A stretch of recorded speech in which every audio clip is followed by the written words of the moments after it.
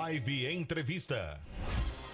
8h05 e estamos recebendo aqui o Geraldo Timóteo, que é coordenador técnico do PEA Pescarte, né? E vai falar sobre o segundo Seminário Internacional da Pesca Artesanal. Mas antes de dar o bom dia a ele, vamos lembrar que o Pescarte é um processo de mitigação, não é, em relação aos impactos ambientais proporcionados pela exploração do petróleo, principalmente aos pescadores artesanais. E eu vou dar um bom dia ao Geraldo. Tudo bem, Geraldo? Tudo bem, Paulo. Bom dia a todos que nos ouvem. Um prazer estar aqui. Bem, a gente sempre fala aqui do projeto Pescarte, né? Agora, a importância de um seminário desse internacional para os pescadores, afinal de contas, o Pescarte, se não me engano, são 11 municípios que são cobertos aqui? 10 municípios. 10 municípios, desde Arraial do Cabo até São Francisco do Itabapoana. Então, essa é a importância desse segundo seminário, Geraldo. Fala um pouquinho para a gente. Olha, é um momento de reflexão.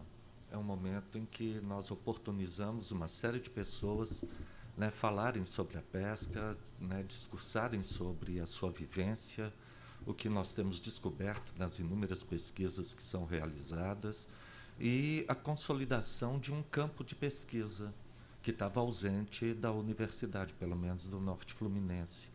A pesca, ela era vista só como a produção pesqueira, né? Só como a aquicultura, a maricultura. E hoje se percebe a pesca como sendo uma comunidade tradicional, uma comunidade que tem direitos garantidos na Constituição e que coloca 70% do pescado que está na mesa do brasileiro vem da pesca artesanal. Então, é de suma importância. E o Brasil, como ele é muito grande, sabe, dá para criar boi, não é a realidade da maioria dos países. Tanto que, se você olhar o comércio internacional, 70% dele é de pescado, só 8% é carne bovina. Né, outros 12%, 15%. Dado interessante esse que você está trazendo, hein? O que se comercializa no mundo em termos de proteína é pescado. Pescado. É porque é muito simples. Você pensa o seguinte, você, para ter um boi, você lá vai uns 3 anos consumindo 1 hectare. Né? É 1 hectare por boi, se for livre. Né? Então você leva 3 anos ali. Se você gastou 1.000 na compra do garrote, né, você vai vender por 4, 5, seu lucro é 3, 4 mil por cabeça. Parece bom. Mas no mesmo hectare, se você tirar peixe, tilápia, você tira 640 toneladas, né, em um ano. Em um ano. Em um ano. Então você vê que o investimento compensa. Há um mercado assim vigoroso aí do pescado. Nós produzimos muito pouco comparado com os vietnamitas. Daqui a pouco a gente vai estar recebendo tilápia vietnamita. Vietnamita. Aqui. E tem o mercado chinês, tem o mercado mundial de pescado, que é em franca expansão. Léo, a gente sabe que o tema, né, do seminário é por um futuro sustentável da pesca artesanal, políticas públicas e cooperativismo. Você tem alguma pergunta a fazer ao professor? Então, minha pergunta é justamente sobre isso, Paulo. Primeiro, bom dia, professor Geraldo, prazer ter o senhor aqui com a gente. E aí, quais são as políticas públicas e qual a importância do cooperativismo para a pesca artesanal aqui na nossa região? Olha, finalmente nós voltamos com o Ministério da Pesca, que tem, de fato, promovido o encontro de legislações que permita a sobrevivência da pesca artesanal, mas ainda há muito o que se fazer. Uma das principais questões, né, pelo menos regionalmente, se você pegar de Cabo Frio, Arraial, Búzios, Rio das Ostras, Macaé, todos esses campos, São Francisco, São João da Barra, né, sem faltar nenhum, o que falta é registro de pesca. E o que falta é licença, que os barcos estejam licenciados adequadamente para produzir a sua pescaria. Né? E há um desencontro nessa construção, né? Nessa validação, né? das licenças de barco, que é uma coisa terrível, que joga os pescadores na ilegalidade. Né? Então é preciso que as autoridades competentes da área verifiquem isso, né, se prontifiquem a resolver essa questão, porque nós temos muitos barcos aí sujeitos a serem multados, perder sua carga, né, porque em toda essa região, em licença. todos esses municípios, em todos eles. Eu É a espero. Marinha que permite que dá esse Não, isso brevet? é o Ministério da Pesca. O Ministério da o Pesca. Ministério da Pesca que tem que regular, sabe? Tem é transversal, o Ministério da Pesca, e tem resoluções do IBAMA que precisam ser verificadas. Né? Mas políticas públicas. Falta ainda, apesar do Ministério, né, da Pesca, acho que falta uma perspectiva de se olhar para a pesca como uma questão econômica. E uma questão econômica importantíssima. Nós estávamos, né, as pessoas do Pescarte estavam no Seafood, que é o maior encontro de uma feira industrial de pescado, o maior da América Latina. E havia um CEO lá do Carrefour falando, que ele dizendo que o peixe é a proteína mais cara que ele compra, que ele tem acesso. Sim. Aí foi muito interessante que ele falou, olha, o peixe tal eu vendo a R$30, sem ganhar um centavo, ele falando. Aí um pescador levantou, né, participante do pescado, levantou a mão e falou assim, ó, pois é, esse peixe que você vende a 30, sai do meu barco a 2. A R$2. A R$2. É. Então você vê que tem alguém ganhando, mas ou essa cadeia está mal regulada e mal distribuída, né? Ou o que a gente tem é uma parcela dos comerciantes aí faturando bastante e deixando tanto o pescador, né, com uma matéria-prima desvalorizada, né, quanto a grande cadeia. A grande cadeia que quer vender. Chega num preço que é inexequível. Às vezes a gente tem alguns peixes, quando você compra às vezes um camarão congelado aqui na cidade, que vem escrito lá produzido em Santa Catarina, o camarão vem de Farol de São Tomé. Tem uma grande chance. E sai daqui a R$2. A R$2 o quilo. R$3 o quilo.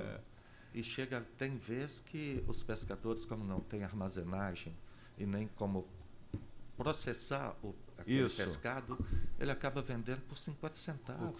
Já teve casos aqui, a imprensa noticiou de quebra-mola de camarão lá em Farol, porque o pessoal chegou para vender. Teve uma boa pescaria, vendeu a 2. Chegou mais peixe, vendeu a 1. Quando chegou mais peixe, mais pescado, mais camarão, né, ofereceram 50 centavos, eles não quiseram vender. Né? Aí fizeram lá o manifesto e tudo. No dia seguinte, tiveram que vender a 25 centavos. Então, o seminário vai estar tratando de tudo isso, porque, afinal de contas, o cooperativismo, você tem se os pescadores tiverem, né? E isso é um trabalho que o Pescarte faz, né? De ajudá-los nessa comercialização, nessa profissionalização, isso aí é válido, não é? Olha, sim, a gente precisa saber. Conhecimento não ocupa lugar, né? Já dizia minha mãe. Então, assim, saber o que é o cooperativismo, como é que juntos os produtores rurais, não só pescadores, mas os produtores rurais, os produtores da agricultura familiar, né, a comunidade pesqueira pode se fortalecer muito com o cooperativismo. É preciso saber o que é o cooperativismo, né? Não é preciso sair da ingenuidade de achar que o cooperativismo é uma ajuda entre amigos. Não, é um negócio. É um negócio que pessoas do mesmo ramo se unem para produzir, né, vender e ter sobras, porque a gente não fala de lucro no cooperativismo. Entendi. Eles tenham sobras, né? Porque isso que é qualidade de vida, a pessoa poder escolher o que comer, o que vestir, o que beber, passear. Para isso você precisa ter dinheiro no bolso. Então, Geraldo, o seminário acontece agora dias 3, 4 e 5 no Automóvel Clube, né? Sim. E vamos estar recebendo, né, pessoas de fora, porque eles vão estar, né, trazendo essas experiências de organização de produção cooperativa, foco na promoção também do intercâmbio de saberes, dessas políticas públicas e tecnologias sociais. E são palestrantes de Finlândia, Espanha, Moçambique, Angola e Brasil. É isso? Isso. Temos Espanha, você falou Espanha? Também. Temos e pessoal de Portugal e Cabo Verde. Cabo Verde também. Vão participar online, né, mas já é um prestígio, né? A Finlândia tem uma tradição em pesca muito grande, não é? Tem, e lá é muito interessante. Uma das curiosidades que eu aprendi ao conversar com o assessor do cônsul, que é o senhor Sérgio, que vai falar para a gente de como o Estado finlandês trata a pesca artesanal. Eles oferecem gratuitamente, o Estado oferece vara de pescar, linha. Olha. E tudo, são mais de 800 lagos e a pesca é uma tradição, né, do povo, sabe? Do Geraldo, povo eu quero parabenizar a toda a equipe do Pescarte, não é? Né? Que ninguém faz nada sozinho, né? Não. Aos pescadores artesanais, Sim, que estão a lá, razão e a as razão mulheres de ser. e homens, né, pescadores, esse saber tradicional tem que ser realmente valorizado, porque muitos desses podem daqui a pouco estar querendo mais continuar essa profissão que a gente sabe que é uma das mais antigas da humanidade. E esse risco existe e ele é real. Nós fizemos uma pesquisa, um censo, entrevistando 4.300 pescadores em 2014 e 2016. 84% deles não queriam, afirmaram que não iriam querer que seus filhos e filhas estivessem envolvidos na pesca. Né, nós atuamos aí durante 10 anos, fizemos novamente um censo até 2023, de 21 a 23, e entrevistamos 7.200 pescadores. Esse índice é a mesma pergunta. Você gostaria que seu filho ou filha estivesse envolvido com a pesca artesanal? A mesma pergunta, só que veio no percentual menor. 56% caiu. Continuam afirmando que não querem que seus filhos estejam envolvidos na pesca. Mas saiu de 84 para 56. Nós esperamos que numa terceira rodada do censo isso tenha caído para uns 20, 15, quem sabe. Como participar do seminário? Se inscreva pelo EVEN 3, né, Seminário Internacional Pescarte, segundo Seminário Internacional da Pesca. Né, compareça lá no Automóvel Clube, vai começar às 9 horas da manhã. Né, então temos lá um povo muito envolvido com a questão da pesca. Vamos ter os pescadores e pescadoras que virão dos 10 municípios para participarem, mais a comunidade acadêmica, mais os palestrantes, né, porque teremos pessoal da FAO, né, que é a seção da ONU que lida com a questão da alimentação. A FAO também. Também nós teremos o pessoal representante de Mondragon, que é uma das maiores cooperativas do mundo, que é dos Países Bascos, da Espanha. Então o representante deles vai estar aqui falando qual o segredo do sucesso de Mondragon. Né? Então, muita gente, vão ser 2 horas de um debate muito interessante, porque finalmente Mondragon está olhando que o Brasil existe, está querendo fazer investimentos aqui também, uma cooperativa, uma das maiores e mais reputadas do mundo. Né? E é bom que se saiba o seguinte, 40% da economia brasileira está na mão das cooperativas, principalmente agrícolas. Né? Então, é uma bobagem, tem uma certa visão de que o cooperativismo é algo atrasado, ou na região ele foi muito maltratado, porque onde ele não faliu, foi falido, né? Por gestão temerárias, uma série de questões. Perfeito. Mas ainda é a melhor maneira dos trabalhadores se unirem para produzirem o seu sustento de maneira autônoma, de maneira independente e, sabe assim, trabalhar para si ou trabalhar para outros. Então, isso aí. Parabéns a toda a equipe do Pescarte. O evento acontece os dias 3, 4 e 5. E a Live FM agradece a sua presença, querido. Eu é que agradeço o espaço. Desejo uma semana auspiciosa a todos. Então, tá bom. Obrigado e daqui a pouco a gente volta. Rádio Live, onde você estiver.